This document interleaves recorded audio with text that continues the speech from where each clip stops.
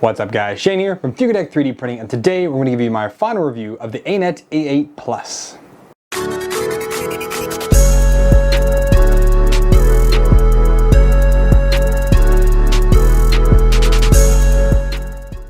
So yes, finally I'm getting around to doing the Anet A8 Plus review. I received this just over, I think, month and a half ago.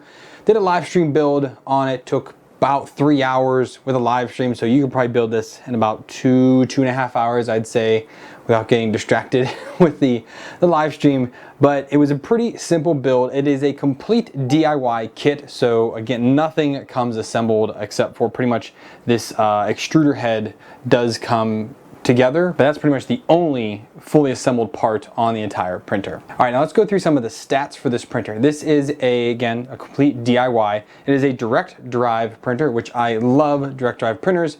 They are just much easier in my opinion. You get less retraction, you get less stringing, you can do more materials with the direct drive. It makes flexible filaments easier. You can do flexibles on a Bowden, but if you have that really rubbery stuff, it just comes out like butter on a direct drive printer, and this one does also work with that. It is a 300 by 300 by 350 on the Z build volume. It's not complete 400, which you see a lot of the 300 by 300 printers. This one's just 350.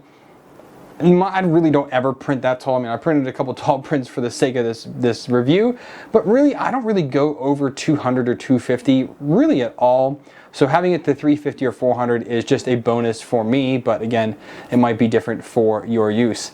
And the price for this, well, at the time that I received it and whenever I was starting the review, it was $160 on Banggood. And Banggood is the one that sent me this printer for the review. Now, this is, as far as I know and as far as I've seen online, the absolute cheapest large format 3D printer on the market. A large format being anything really over a 250 cube, as I would consider a large format. 300 pretty much is where you go anywhere from 235 on like an Ender 3 or 250 by 210 on a Prusa.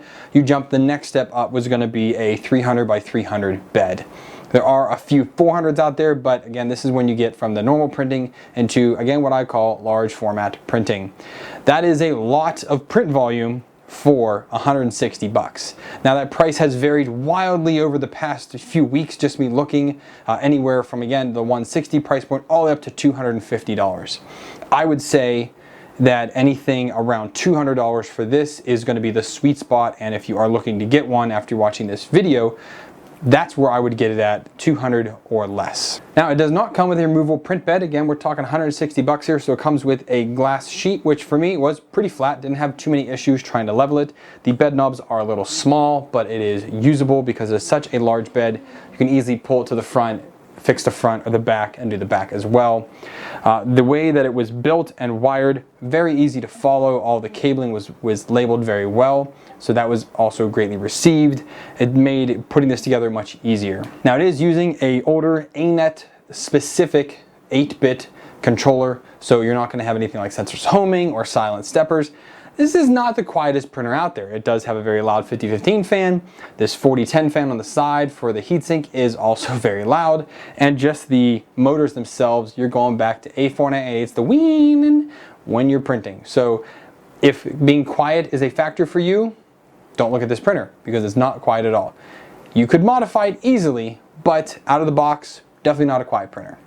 It does use a 24 volt PCB aluminum bed. It is running dual Z steppers. They are not linked in any way, but if you're running a newer version of Marlin, what they have, you can do like Z stepper align if you do a second end stop, but out of the box, that is not possible. It's running a standard 320 watt, 24 volt power supply. It's not a Meanwell. And again, it is running their own custom board running Marlin.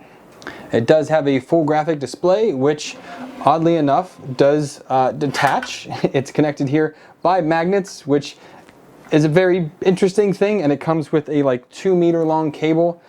I found this was more of an annoyance than it was a convenience because I don't need to take this off to look at the print. I would mount it on this side if I want to be able to take it off and actually have some slack, but I ended up just routing the cable around the front, putting some zip ties on it, and keeping it right here because again, I don't need to move the screen. I mean, if it was on the floor or if it was up high to pull it down, I don't really get it, but that's just the way it is.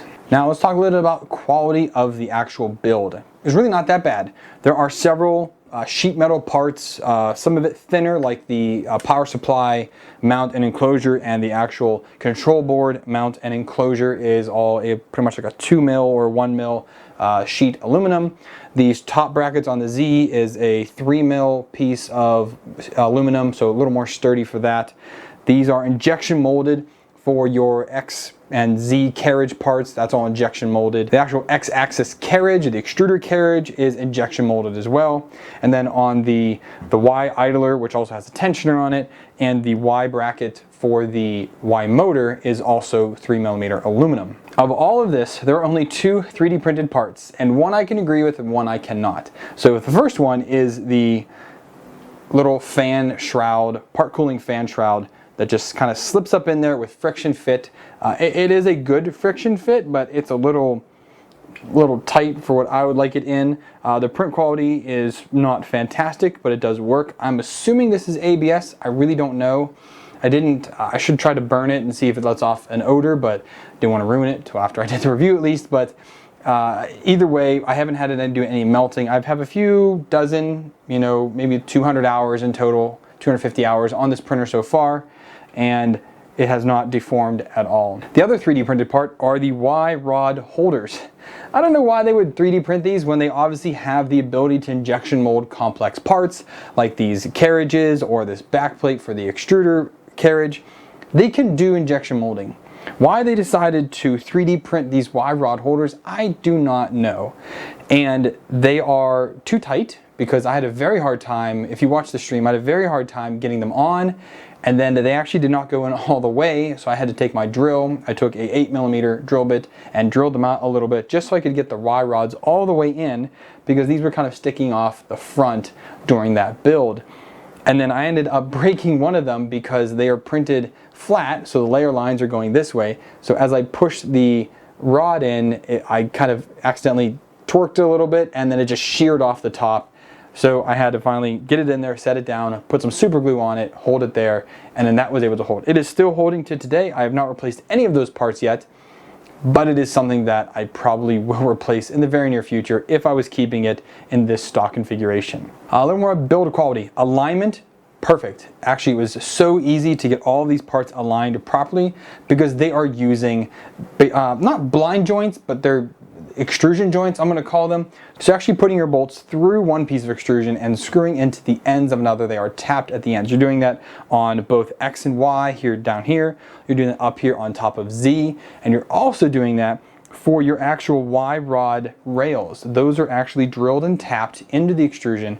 So there's no guessing game, there's no measuring. If you would build like a custom printer like a Prusa Bear conversion kit, you have to be very, very precise in your measurement and making sure that those Y rod holders are in the exact right place, making sure they are perpendicular or parallel to each other, I should say, and that they are absolutely perfect. Because these are pre-drilled and tapped, there is no guesswork whatsoever. You just install those and it's off to the races. It's very, very quick and easy to install that. A Bear takes several hours to build. Again, you can do this one in about 2, maybe 2.5 hours, probably 2 hours I would say, is a pretty easy timeline to build this. So because of these joints, you really don't have the need for any type of inside corner brackets. There are none on here. It's really not needed because it's 2020 screwed into 2040, so there are 2 bolts going through, which means you're going to have alignment. As long as the extrusion's cut straight, which when they're mass producing this stuff, it's going to be cut straight. They have machines that are doing this for them. None of it's done by hand. So you can be pretty safe in betting that it is going to be a very straight cut. And again, 2 anchor points will ensure that there's no twisting or anything like that. It should be good to go. All right, let's talk about the extruder now a little bit. So again, it is a direct drive, but it is a very, very strange direct drive. They are using a very small throat, or a very small heatsink, I should say, that kind of is built right and goes right down into the heater block.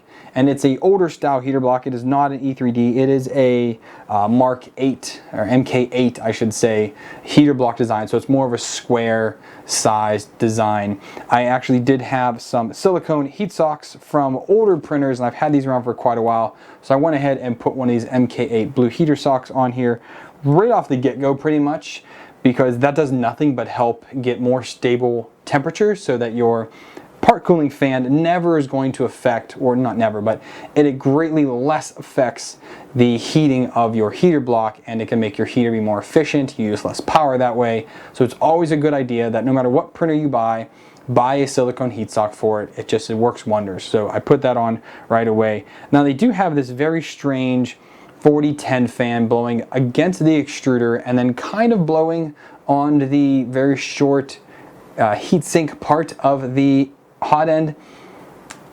It's very weird the way it is. It doesn't fail, like it works, but I wonder if over time it would be more of an issue. Now they do, on the official Anet website, have a 50-15 mount for that. So you could swap this fan out for a 50-15, and it has basically a chute that goes right around that heatsink, because again, it's maybe 3 or 4 fins in height. So it's very, very small compared to like the 15 or 20 that is a E3D V6. I mean, this thing is probably a quarter the size of a V6 heatsink. But that 50-15 fan gets its air directly blowing right on there, creating a very sharp cold zone for that to have a good transition going from the cold end to hot end.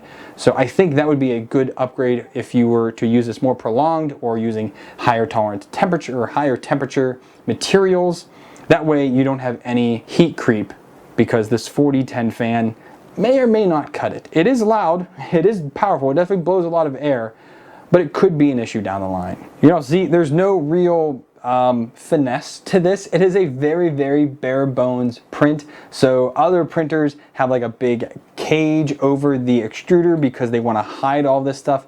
There's none of that going on here. It is very no frills happening. But again, that's okay. It doesn't really need it because it works, and that's not what this printer is going for due to the price point. If this was a $250 printer or more, I would expect more of that finesse, but it just doesn't have that, and that's okay. So before I go into critiques, let's go ahead and whip out some of these prints so you can see the quality that comes off. 100% stock machine. I haven't changed anything in this except for adding a heat sock to a silicone heat sock to the hot end. Only thing I changed. Let's take a look at some of these stock prints.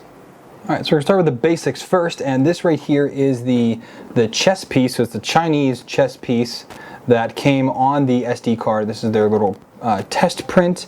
I used some old junky PLA. The print quality wasn't fantastic. I really did not like their pre-sliced settings, but it did work. It just did not look good. Like, the retractions are not great. You could blame the filament, but honestly, I can print this filament to other machines. It works out okay, but I was really, really not impressed with this first print. So I loaded up a different filament, and here I have the XYZ calibration ripple test cube. Now, this was me slicing this myself in Simplify 3D, and honestly, it looks absolutely fantastic. You can see a little bit of the retraction here, but that's just, it wasn't quite dialed in yet. There is ghosting across here as well, so that means that your acceleration and jerk need to have a little bit of adjustment there. You can also see a little bit of ghosting here on this corner as well. Try to get that in the light so you can see the difference there. But overall, I mean, it went down on the bed really well. Top layers are great. It's very consistent in its layers, so overall, I was really pleased with this. So this is a big printer. I like to print large benchies. So this is a 150% scale benchy on there using, I don't even remember the name of this film, but it was again a cheaper transparent PLA or translucent PLA. But this was a few more setting changes, still retraction. You can see that in there. I'm hoping you can. Obviously this was after I did the green filament, but everything did come out well. Again, still a little bit of ghosting here on the bow, you can tell. But it bridged very well over all of the windows, no issues there. Everything filled in nicely and no wobble. I mean, very, very smooth walls. And it also did not really have that divot that you get in here from when it starts printing the hollow or the solid deck. There really is no deformation in there, which is really good to see. I mean, the cooling on this is pretty adequate. All right, next I want to step it up to the Maker Muse tolerance test. So this tests all of the different tolerances when you're designing a part. So here's 0.5, 0.4, 0.3, and 0.2 does move after some convincing. 0.15 moved easier than that did, but did remove easily. So because all of those open up, you get the bonus chip out of the middle. Maybe it will. There it is there. So, and that fell. But all of those open up. So honestly, the fact that it can achieve a 0.15 tolerance in a design part is really, really good to see. That means you can have very accurate, tight parts when you're designing. Keeping that same marble filament in the printer, I went ahead and printed this Moai statue. So this is one of the Easter Island statues, and it came out absolutely perfect. It looks great in this marble filament. This is an older roll of Go 3D Print marble PLA. They don't sell much filament anymore. I wish I could get more of it, but you can see a little bit of the retraction here. I did start getting a little bit better dialed in, but you still could see it. Not perfect yet, but the print itself feels perfectly smooth. I mean, it looks great. This is at a 0.2 millimeter layer height, and not bad at all. Switched up filaments again, and I have these two. So I have a lattice cube here, which looks absolutely gorgeous. Had no issues with this whatsoever. All of the, I mean, there's like no stringing in there. I finally got retractions really dialed in, and there's no real ringing anywhere. These inside parts look great. Again, that part cooling fan, that 5015 fan, does the job so nicely on this machine. And this turned out great. This is Jesse PLA from Printed Solid. And then I went ahead and did this overhang and bridging test. So it does a 1.5, and 2 inch bridge here, which, if I get focused on those, looks really, really good. These did bow up a little bit towards the end there, so that wasn't great, but that was just putting on bare glass. And then looking here at the overhangs, where am I at? There we go. Looking here at the overhangs, everything looks fantastic. I mean, this is a 70-degree overhang here, and the fact that it looks so good is quite impressive. Again, that 5015 fan really does the job, and this looks great. So I wanted to do a almost full tower test. This is 330 of the 350 millimeters of build volume. I wanted to see if there was any real wobble in it, and I can say there's really none. So we can look down the edge there. I think I can focus on that right, but I mean, looking down the edge, this is perfectly straight. There is some bowing in the print here, but that is just because of the PLA cooling, and it's a single vase mode print and it's straight. You're gonna get these wobbles in the side walls. That's just gonna happen. 2 or 3 walls, you'd get less of that, but with 1 wall, it's just gonna kind of bacon on you there, but that's okay. But this was great. I also printed this really fast. I think I printed it at, I put it to 80 millimeters a second and then turned the print up to 150 millimeters 150% of the print speed just to get this really up and running, and it did a great job of that. So from there, I went ahead and just printed this single vase mode rocket. This was when I got to the end of that red filament and into yellow on, these are some of the transition spools that I made from some old MakerBox PLAs that I had. This came out really good. I did have some type of fish scaling in the part. I don't know if you can tell.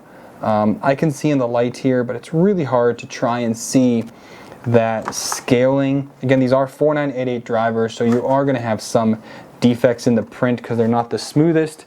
But I mean, this again went down no problem whatsoever, or I should say went up no problem whatsoever. Okay, so here I have Hercules fighting the Hydra. And this was one of my mods, Brandon, had said this is a good torture test print. There was lots of support that went on this as well. Actually, there's just a little piece on his head right there. But this is a very challenging print. I did not use any bed adhesion. I went straight on the glass with this, which was my problem. So we lost one of the Hydra's legs here. We lost Hercules' leg there. And then their feet on this side also did not come out properly. But other than that, the quality of this is absolutely spectacular. It did a great job. This is again using the Jesse PLA. This is their black. It has some shinies in it. Quality is absolutely fantastic. Very, very, very good for a $180 printer. And lastly, I printed this type of under extrusion line, or it wasn't a shift. It was definitely an under extrusion. Oh, about what's that? 80 millimeters up in the print. This was not the last print I did, but it was, I did do other ones after this, but I was very concerned with that because I was like, oh wait, if I'm not going to go that high, because all these prints are smaller, but they do surpass that line, You know, so I'm thinking maybe that was just some inconsistency in the Jessie PLA filament, or it was maybe I got a little bit of dusty and had a real quick partial clog for that one layer. Then after that it was fine. So because it is still together, it does, I mean, I can't break it. You can hear it as I could pop all that over. But it just seemed to be that one layer or 1.5 layers that kind of just didn't lay down right. So again, partial clog, could have been an inconsistency in the filament. I mean, those are really the two things that would cause this. But yeah, I am very impressed with the quality of this printer. I was not expecting this to go this well, to be honest. It's an Anet printer. Anet has a very, very bad reputation because of the Anet A8. I mean, that was, everyone called it just the firebomb, like you're gonna set your place on fire if you're using one of those machines. They were very unsafe. And a lot of that gave Anet a very bad reputation. But I think this machine could be their rebound. This could make Anet compete with other companies because you're getting an enormous build volume for really not that much money. Granted, this is not the Artillery X1. This is not the TiVo Tornado. I mean, even that's not a fantastic printer, but it does work well. This is not like a lot of those other ones. This is a very DIY, make it what you want type of printer, but out of the box with no changes whatsoever, I'm achieving near perfect quality. I cannot fault Anet for that any way, shape, or form. They did a fantastic build here. The firmware is on par, and everything just works the way it should. That being said, I have not made a Proof Slicer profile for this yet. This is all in Simplify 3D, which generally puts out really good prints. I do want to make a Proof Slicer profile so I can start using Proof Slicer more on more of my machines. I just haven't got there yet with this machine, but I do plan on that in the future. So we've talked about all the features of the printer. We've talked about how great it prints. Let's talk about a few of my gripes, because I do have a few. They're not major, and none of them are earth-breaking, but they are gripes of mine. I do have to say them. I don't like the removable screen. I think you could have saved a buck or two with the magnets and whatnot by just having a solid mount for that, calling it a day. Anet can obviously injection mold complicated parts. Why are the Y rod mounts not injection molded? I don't know, because obviously 3D printing takes a lot longer than making a few hundred of these at a time with an injection molding machine.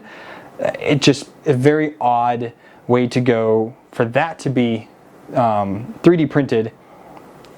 It's just weird. It is what it is. I'm not a huge fan of the extruder heatsink setup. This extruder is a very, very shallow movement. You kind of really have to grab the entire thing in order to push the arm down, in order to push your filament in and out. It doesn't move very much because it's a very strong spring in there. It does work. It does not have a load feature. I did notice that, but you can easily add that if you modify the firmware a little bit.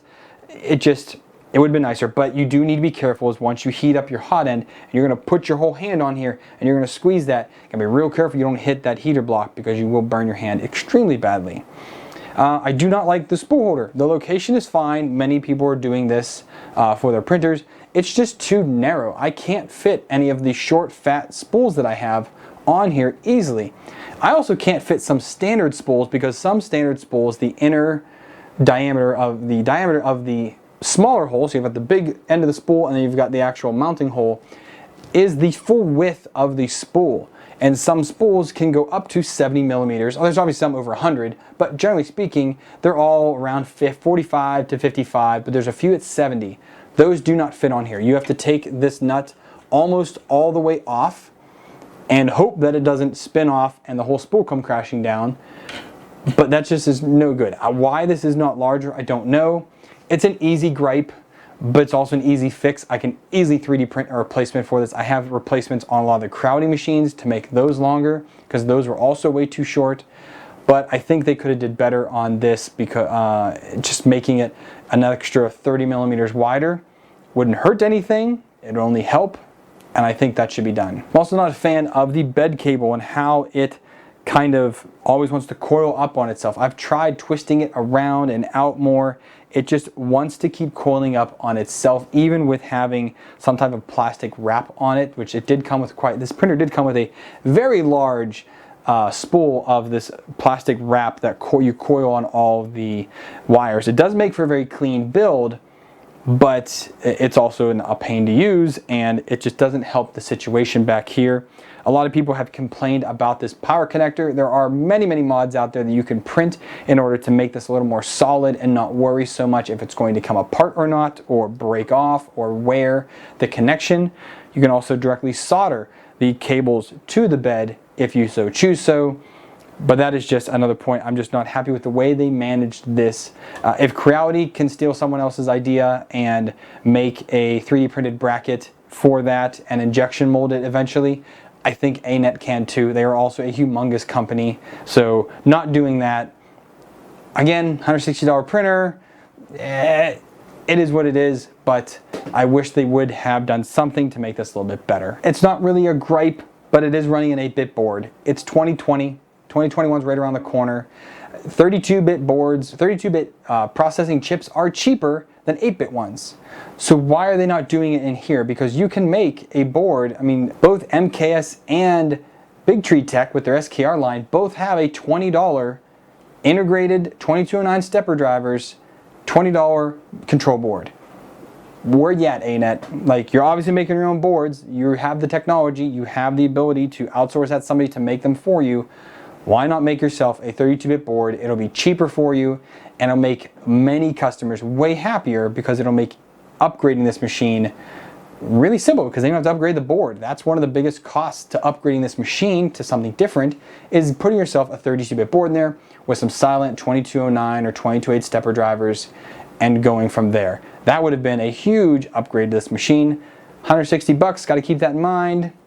I think they could have squeezed it in there, especially when they're mass producing and mass buying all these things, but maybe it wasn't. So that is what it is. Other than that, there's really nothing else I can complain about this machine.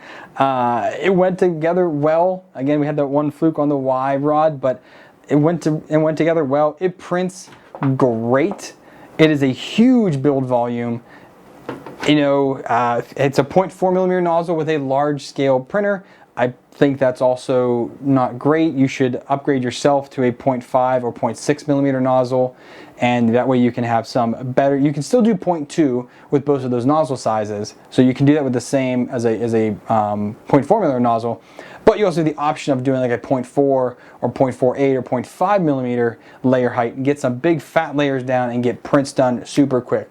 This took a long time. I think this was like 8 hours, something like that, with a 0.2 millimeter layer height going at 6 millimeters a second. It took a while. This could be done in like 3 hours, if that, with a 0.6 millimeter nozzle. It would just blurp this right out like it was nothing. So I do think that there is definitely room for improvement on this. But overall, if you're looking for something that is a great printer to start with, this is the one that you want to be buying. Put everything Creality's putting out to the side. Honestly, if you're a tinkerer and you want to mess with a machine that works out of the box at least, this is the way to go, 100%. So obviously my recommendation is go out and buy this, especially if you can get it for $160, which is what it was when they sent it to me with free shipping. You really can't beat that. But if you can get it sub $200 or maybe even $220, you're gonna crush anything else that's out there. It's very easy to upgrade this. There's mounting points on here that you can easily bolt on other parts, add your own bed leveling sensor if you want. You could buy a spring steel and magnetic sheet to put down here on the bed so you have a flexible build plate. You can upgrade the board also easily to a SKR or a Big Tree Tech or an MKS board. That way you have 32-bit. You could do sensorless homing with this very easily because it's Prusa style. I mean, these are just a little bit different spacing than what Prusa is using, and they're injection molded, but it is a Prusa style i3 printer, just larger. If you guys want to pick this machine up, I'm going to put a link down to Banggood. They're the ones that sent it to me. I'll add some other links down there as well. But they sent this to me free of charge for the purpose of this review. They are not seeing this video before I send it to them. I'm going to publish this and it's going to go out. If there are any discount codes that I can get, I will make sure to put it down there with the link. If you guys buy this with the link below, it helps me to be able to get more machines from these companies because they see people are watching them. And again, there's no BS here. This is a fantastic machine to start with. I think everyone should get this and start moving forward with more custom builds, which is what I'm doing on my channel, but this is definitely the starting point of that. And that being said, this wraps it up, guys. I hope you enjoyed the video, and if you did, please give it a like. If If you want to stay tuned to what's going on, make sure you guys become a subscriber, hit that bell icon, that way you get notifications when I upload new videos or when I do a bunch of my live streams. I'm doing lots of live streams lately, so make sure you tune in for that content. If you want to help me out, you can use the affiliate link down below for this. You can use all the other links down below as well. There's also discount codes, or become a patron. Patrons really run the channel. They help me. They give me a consecutive income every single month, so I know what's coming. I know what I can afford, and I know what I can build. The upgrades for this machine are going to be funded by my patrons, so I have to thank them especially for helping out. And if you want to help do that, go to that link down below. Join the Patreon page. Throw me $1 or more. Any bit helps. It really does, and I appreciate all you guys for watching and getting this far in the video. Hope you guys have a good night. Happy printing. I'll see you next time.